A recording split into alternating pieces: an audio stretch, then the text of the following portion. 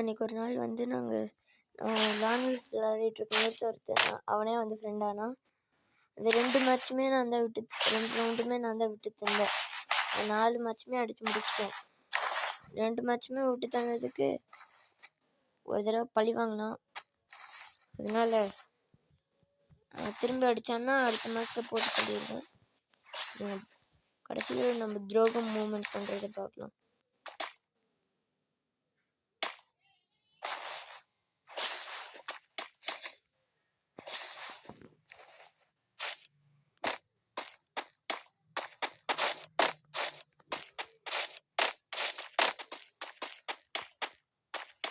துரோகம் மூமெண்ட் பண்ண போகிறோம்.